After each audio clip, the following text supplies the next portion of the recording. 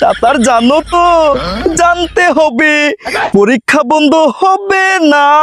তোমার এই উন্নয়নের জোয়ারে তো বাইশে যাচ্ছিস চাচা, তাড়াতাড়ি করি ওই আগের নৌকা ফেরত আনো। নৌকা ছাড়া তো বাইশেই গেলাম।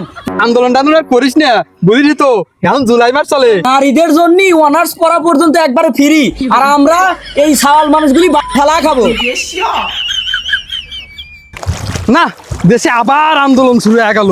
একটা অবস্থা, শিক্ষামন্ত্রী কে ছাত্র করে এই আন্দোলনটা মানিয়ে নিতে পারতো না?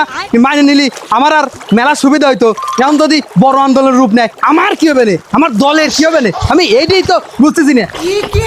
কিরারে আনে ওরে সাঁতার পারে কিরারে? আরে চাচা আমি মধু খা। কিরে মধু খা, তুই এনে কি করিস? সাঁতার পারতেছিস কে?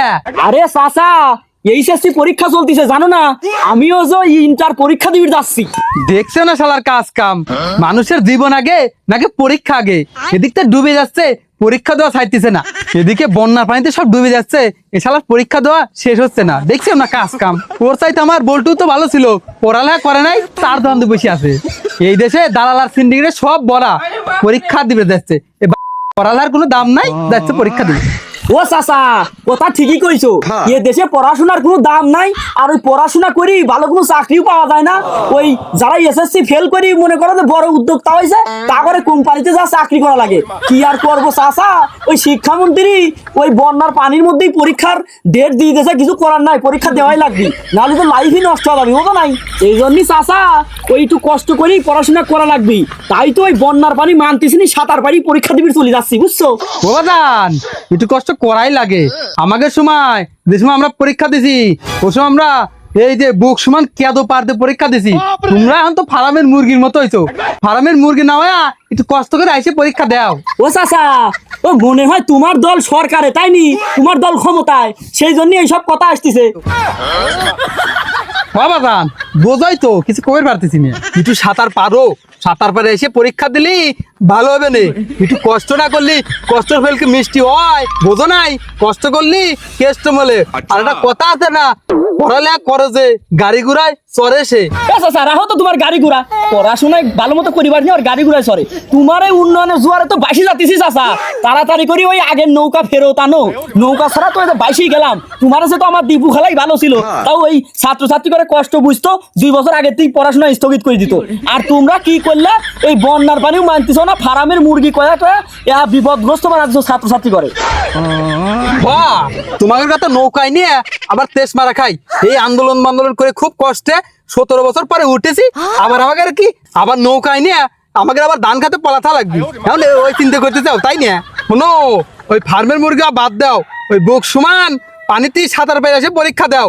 সাঁতার পারলি শরীর স্বাস্থ্য মন সবই ভালো হবে, ব্রেনে একটা চমৎকার হবে না, পরীক্ষা ভালো হবে না। এই আন্দোলন করে লাভ নাই, পরীক্ষা চালা দাও, আল্লাহ ভালো একটা সুফল দিবে না। দেশে চাকরি না হলেও বিদেশ যা কাম লাগে খাটতেও ইন্টার পাস লাগে। এ চাচা আন্দোলন করি লাভ হবেন না, ওই আন্দোলন করেই কিন্তু এটা পক হয়েছিল। সুতরাং ওই পক হওয়ার আগে তাড়াতাড়ি করে একটা ব্যবস্থা করো।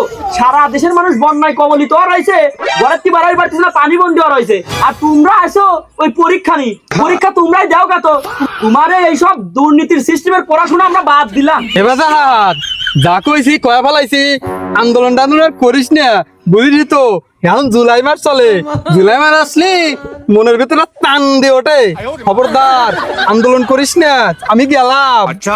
আসসালামু আলাইকুম মাস্টার। ওয়ালাইকুম আসসালাম। দাঁড়াও, মানে কিডা কার হাতে কথা কইলে এতক্ষণ? মধু খা। কিডা মধু খা নাকি? সাঁতার জানো তো? জানতে হবে, পরীক্ষা বন্ধ হবে না।